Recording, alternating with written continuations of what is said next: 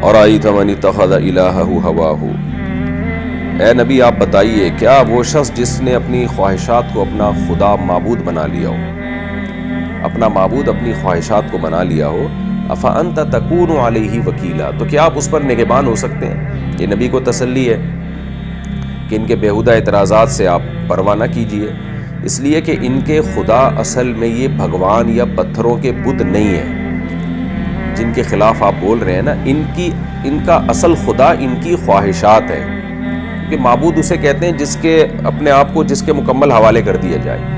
تو اللہ کہتے ہیں انہوں نے اپنے آپ کو بتوں کے حوالے نہیں کیا، اصل میں اپنی خواہشات کے حوالے کیا ہے۔ اب چونکہ کلچر میں بت پرستی ہے، یہ بت پرستی کو چھوڑتے ہیں تو اپنی خواہشات کے اگینسٹ جانا پڑتا ہے ان کو، اور یہ نہیں چاہتے کہ ہم کوئی ایسا کام کریں جو ہماری خواہشات پہ جس سے زد پڑتی ہو، لائف کو انجوائے کرنا چاہتے ہیں۔ تو ظاہر ہے انجوائمنٹ تو اسی میں ہوتی ہے جو کلچر کہہ رہا ہے۔ آپ جب بھی کلچر کے اگینسٹ چلتے ہیں تو ٹینشنیں آتی ہیں نا، تو کلچر جو کہہ رہا ہے تو اسی کو فالو کرنا ہے۔ تو اصل میں ان کے خدا یہ پتھر کے بنے ہوئے بت نہیں ہیں، ان کے اصل جو خدا ہے وہ ان کی خواہشات ہیں۔ تو اے نبی آپ بتائیے جس نے عقل کو چھوڑ کر خواہشات کو خدا بنا لیا ہو، تو کیا آپ اس پر نگہبان ہو سکتے ہیں؟ یہ میں مثال سے بات سمجھاتا ہوں۔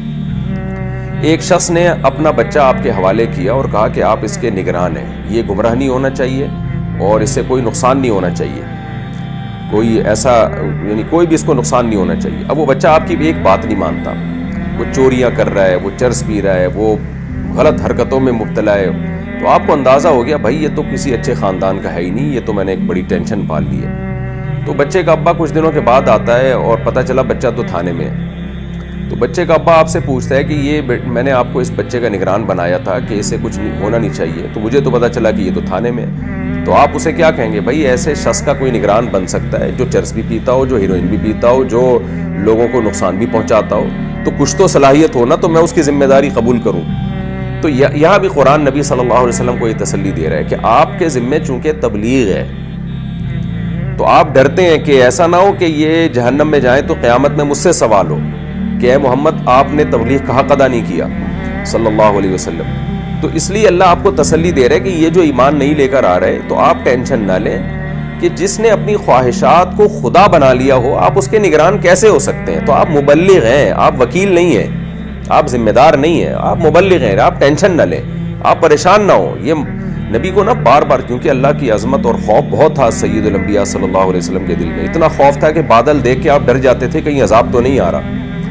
تھوڑا سا موسم خراب ہوتا تھا تو آپ خوفزدہ ہو کے مسجد میں جاتے تھے، کہیں ایسا تو نہیں ہے کہ پچھلی قوموں پہ جو عذاب آیا تو وہی اسی طرح کا عذاب ہماری قوم پہ بھی آ رہا ہو کہ جو ایمان نہیں لے کر آ رہی۔ تو آپ کے دل میں اتنا زیادہ خوف کا غلبہ تھا، تو ظاہر ہے آپ کو بار بار فکر ہوتی کہ اللہ نے میرے ذمہ تبلیغ کا کام لگایا، یہ مسلمان ہو نہیں رہے، تو ایسا نہ ہو کہ اللہ مجھے پکڑے، تو میری تبلیغ میں کوئی کوتاہی ہو۔ تو اس لیے اللہ بار بار پیغمبر کو تسلی دیتا ہے۔ تو یہ دل بھی ہمارے نبی کا اللہ ہی نے بنایا جس میں اتنا زیادہ اللہ کا خوف، تو جتنا زیادہ خوف ہوتا ہے اس کو تسلیوں کی ضرورت اتنی ہی زیادہ ہوتی ہے۔ تو جو بے فکرے لوگ ہوتے ہیں جن کو جب کوئی کام ان کے ذمہ لگایا جائے تو وہ ذمہ داری نہیں لیتے، ان کو کوئی خوف نہیں ہوتا، نہ ان کو جواب دہی کا کوئی خطرہ ہوتا ہے، لہذا ان کو تسلی کی بھی ضرورت نہیں ہوتی۔ تو چونکہ سید الانبیاء ہیں، محمد صلی اللہ علیہ وسلم ہیں، تو آپ کے دل میں تو بہت زیادہ خوف تھا، تو اس لیے اللہ بار بار قرآن میں آپ کو تسلی دیتا ہے کہ اے نبی جس نے خواہشات کو اپنا خدا بنا لیا تو آپ اس کے نگران کیسے ہو سکتے ہیں؟ لہذا آپ ٹینشن نہ لیں، اگر جہنم میں جائیں گے آپ سے سوال نہیں ہوگا ان کے بارے میں۔ ام تحسب ان اکثرهم يسمعون او يعقلون، کیا آپ یہ سمجھتے ہیں ان میں بہت سے لوگ سنتے ہیں اور سمجھتے ہیں؟ یعنی سن بھی رہے ہیں اور سمجھ بھی رہے ہیں پھر بھی ایمان نہیں لا رہے، تو آپ کو غم ہو رہا ہے۔ تو ہم بتا دیں اگر آپ یہ سمجھتے ہیں کہ ان میں بہت سے لوگ سنتے بھی ہیں سمجھتے بھی ہیں تو یہ بات غلط ہے، یہ آپ کی غلط فہمی ہے۔ انہم الا کالانعام، یہ لوگ تو چوپایوں کی طرح ہیں۔ جانور کو آپ بات سمجھانا شروع کریں اس کی سمجھ میں نہیں آئے گا۔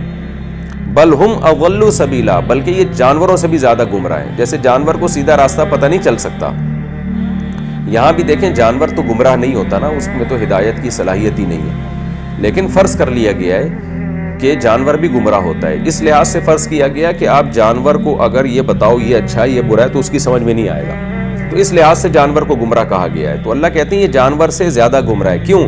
اس میں تو سمجھنے کی صلاحیت نہیں ہے، ان کے اندر اللہ نے صلاحیت رکھی ہے، یہ اس صلاحیت کو استعمال نہیں کرتے، لہذا یہ بڑے مجرم ہیں۔ تو اس میں نبی صلی اللہ علیہ وسلم کو تسلی دی گئی ہے اور ان کو ڈرایا بھی گیا ہے جو حق کی بات کو سننا نہیں چاہتے کہ تمہاری مثال چوپایوں کی طرح. وَسَوْفَ يَعْلَمُونَ حِينَ يَرَوْنَ الْعَذَابَ، ان قریب پتہ چل جائے گا جب عذاب اپنی آنکھوں سے دیکھو گے، من اضل سبیلا، کون زیادہ گمراہ تھا، تم زیادہ گمراہ تھے یا معاذ اللہ محمد صلی اللہ علیہ وسلم زیادہ گمراہ تھے.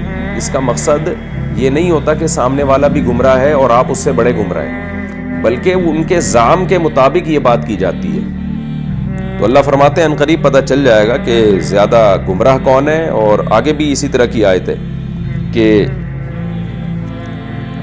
جو ہے نا یہ قرآن میں اور بھی جگہوں پر اس طرح کی آیت آئی ہے کہ ہم ان قریب ان کو بتا دیں گے کہ اسلام زیادہ غلط ہے یا کفر زیادہ غلط ہے، تو ان قریب پتہ چل جائے گا.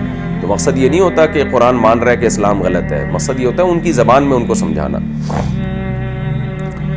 حین یرون العذاب من اضل سبیلا، ان قریب پتہ چل جائے گا زیادہ گمراہ کون تھا. یعنی یہ تو کہہ رہے ہیں نبی ہمیں گمراہ کر کے معبودوں سے ہٹا رہے ہیں، تو ان کے خیال میں نبی گمراہ ہیں. تو اللہ کہتے ہیں جب عذاب دیکھو گے نا تو تمہیں لگے گا کہ بھائی ہم تو زیادہ بڑے گمراہ ہیں، معاذ اللہ اگر یہ گمراہ ہیں تو ہم تو ان سے بھی بڑے گمراہ ہیں معاذ اللہ.